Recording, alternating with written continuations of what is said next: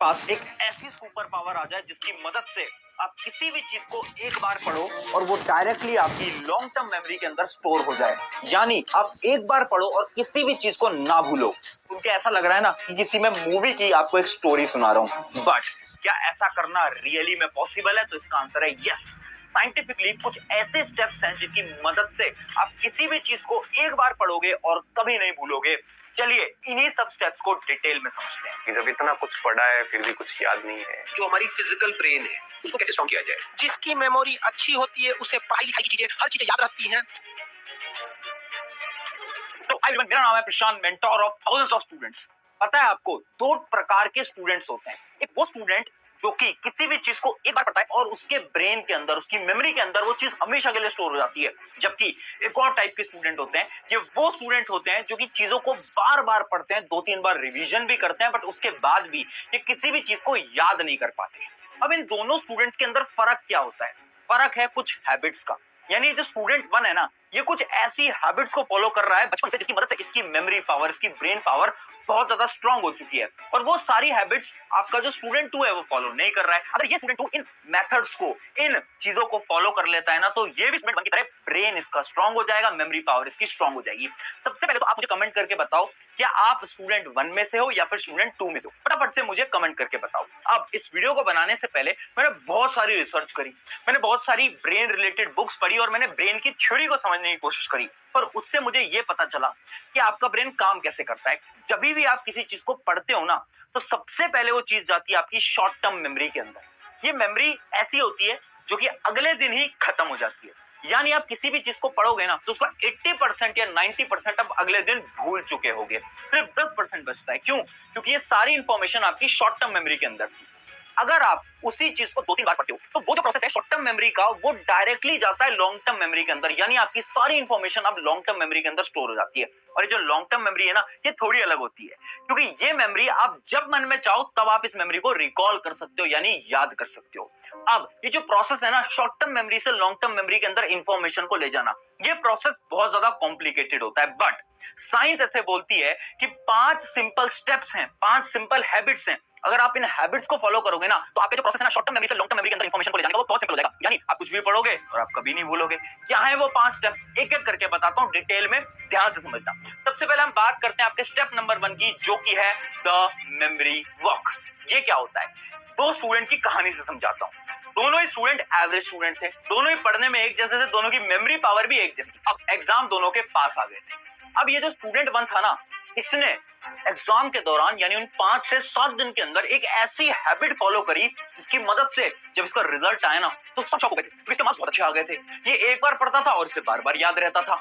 Exam में जो भी पढ़ के जा रहा है सब लिख के आ रहा है। जबकि जो स्टूडेंट 2 था, इसने मेहनत तो बहुत करी, बट एग्जाम के अंदर जब ये जा रहा है तो इसे याद ही नहीं आ पा रहा है। तो ये जो स्टूडेंट 2 था, इस स्टूडेंट 1 के पास आया और उसने पूछा, यार तूने ऐसा 7 दिन के अंदर क्या कर दिया?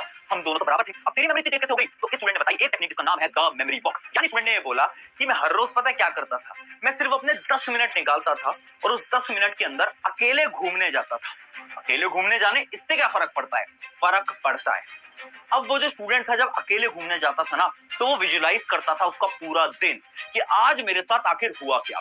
आज मैं स्कूल में गया, आज मैंने इस किताब में ये पढ़ा, आज मेरे को एक दोस्त मिलने आया था, मैंने उससे ये बात करी, ये करा, वो करा, वो करा। तो पूरे के पूरे दिन को विजुलाइज करता है अपने ब्रेन के अंदर।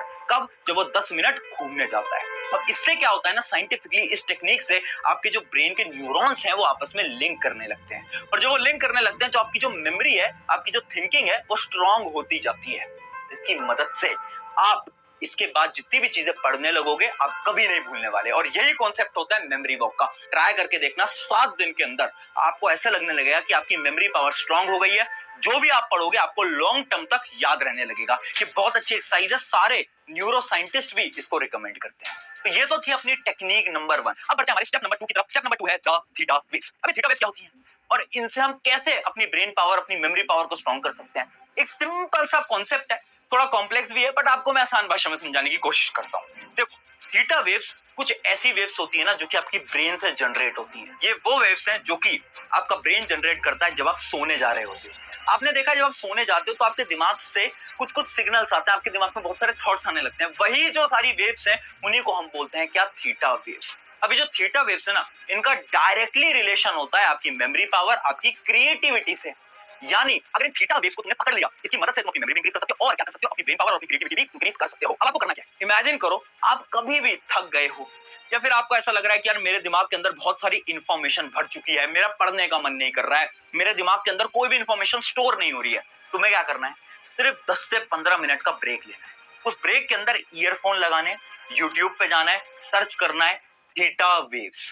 थीटा वेव्स का एक साउंड होता है, वो साउंड तुम्हें सिर्फ 10 से 15 मिनट सुन लेना है। जब तुम उसे सुनोगे ना, तो उससे क्या होगा, आपके ब्रेन से भी थीटा वेव्स आती है और वो साउंड से भी आपके ब्रेन के अंदर थीटा वेव्स आएंगी और उस फ्रीक्वेंसी के मैच हो जाने की मदद से आपका जो ब्रेन होगा वो मात्र 10 से 15 मिनट के अंदर एकदम रिलैक्स हो जाएगा।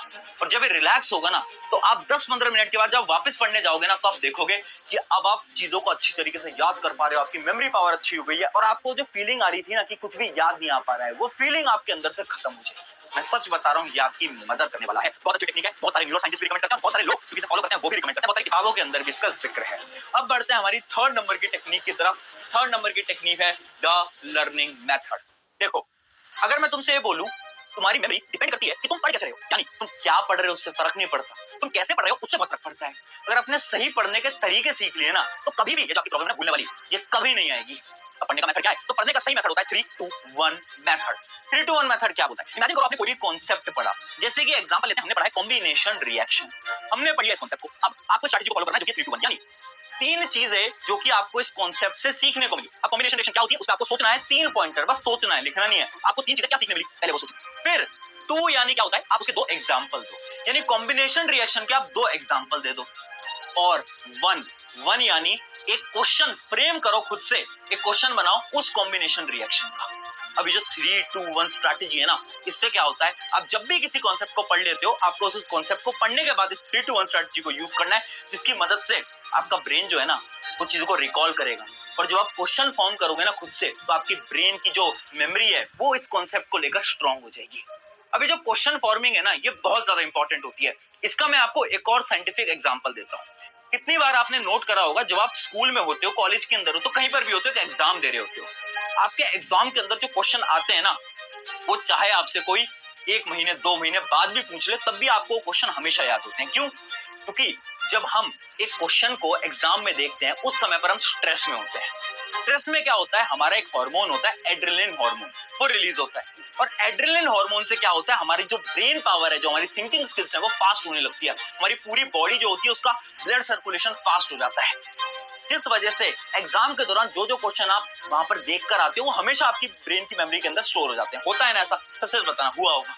अब यही टेक्निक को आपको अपनी पढ़ाई में यूज करना है। जब आप पढ़ रहे हो ना, तो कभी कभार खुद से क्वेश्चंस पूछ लो। एक टॉपिक आपने पढ़ा, अब खुद से अचानक से क्वेश्चन पूछो। जब भी आप एक अचानक से क्वेश्चन पूछोगे, तो आपकी बॉडी जो है वो स्ट्रेस लेवल में आ जाएगी, और जैसे आपकी बॉडी स्ट्रेस में आएगी, पैनिक में आएगी, तो होगा क्या, एड्रेनलिन हार्मोन रिलीज होगा, जिसकी मदद से आप किसी भी चीज को उस समय पर पढ़ोगे, वो आपकी मेमोरी के अंदर डायरेक्टली स्टोर हो जाएगा। तो जो एड्रेनलिन वाला सोल्यूशन है ना, बहुत अच्छा होता है, आप भी फॉलो करके देखना। बस आपको लर्निंग स्किल्स के अंदर इसी स्ट्रेटजी को फॉलो करना है। अब बढ़ते हैं हमारे फोर्थ स्टेप की तरफ।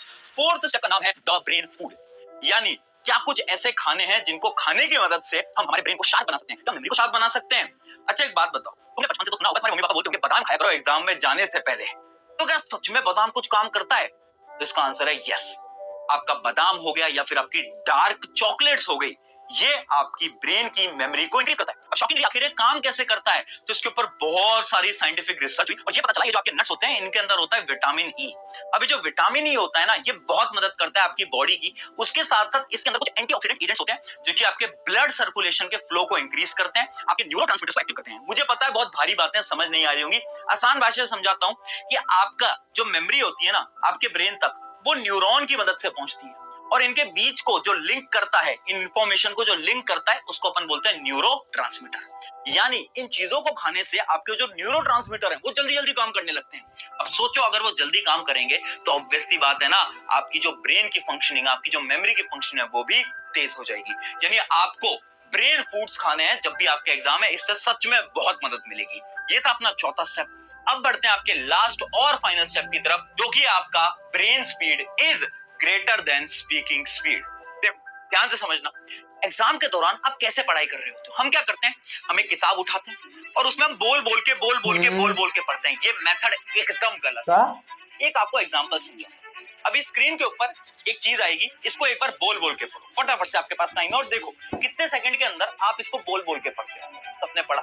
अब क्या करो, वापस से वही इमेज आएगी आपकी स्क्रीन के ऊपर और अब आपको क्या करना है, अब आपको बोल बोल के नहीं पढ़ना है, अब आपको अपने दिमाग के अंदर पढ़ना है। एक बार दिमाग के अंदर पढ़ने की ट्राई करो और देखना कितने सेकंड में आप पढ़ पाते हो। ट्राई करा, पता चल गया होगा कि जब हम बोल बोल के पढ़ रहे हैं तो हमें शायद 2 सेकंड 3 सेकंड 10 सेकंड तक लग रहे हैं, पर जब हम दिमाग के अंदर पढ़ रहे हैं मात्र 1 से 2 सेकंड के अंदर पूरा सेंटेंस तुम पढ़ दे रहे हो। रहा है नहीं हो रहा है? बिल्कुल हो रहा है। यानी आपकी जो दिमाग की रफ्तार होती है ये बोलने की रफ्तार से बहुत तेज होती है और इसी का ही आपको काम लेना है एग्जाम के दौरान।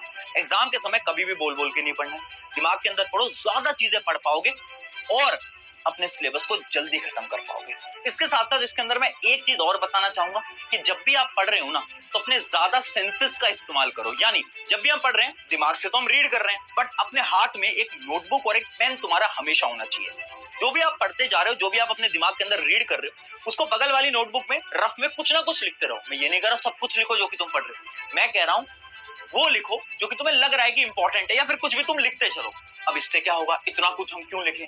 अब इस लिखने से क्या होगा, एक रिसर्च कंडक्ट करी गई थी जिससे ये पता चला, 2 स्टूडेंट्स के ग्रुप थे। एक स्टूडेंट को ये बोला जाए कि आप बस बैठ के लेक्चर देखो और दूसरे स्टूडेंट के ग्रुप को ये बोला कि आप बैठ के लेक्चर देखो और साथ साथ में आप हाथ में पेन लेके रखो और नोटबुक लेके रखो और आप कुछ भी लिखते जाओ। और पता ये चला कि वो जो लोग हैं ना ग्रुप 2 वाले, वो सारी चीजों को अच्छी तरीके से अपनी मेमोरी के अंदर स्टोर कर पा रहे हैं, जबकि जो ग्रुप 1 वाले स्टूडेंट है ये अच्छी तरीके से स्टोर नहीं कर पा रहे। यानी देखो, याद रखना, जब आप चीजों को साथ साथ में लिखते रहते हो आपका हाथ मूव करता है, जिसकी मदद से आपकी ब्रेन के अंदर चीजें जल्दी स्टोर होती हैं और जो आपकी रिटेंशन होता है, यानी कितने समय तक आप चीजों को याद कर पाते हो, वो भी इंक्रीज होता है। ये थे अपने 5 मेथड जिनकी मदद से आप भी किसी भी चीज को याद कर सकते हो, वो भी सिर्फ एक बार रीड करने से। ट्राई करके देखना और मुझे बताना इनमें से कौन सा मेथड आपका फेवरेट है। मैंने आपको 5 मेथड बता दिए। उसके साथ साथ इस वीडियो को अपने एक दोस्त के साथ जरूर शेयर करना, क्योंकि एग्जाम का टाइम है और इस वीडियो की मदद से शायद उसकी भी मदद हो सकती है। शुक्रिया एवरीवन, मेरा नाम है प्रशांत, मिलते हैं किसी नेक्स्ट वीडियो।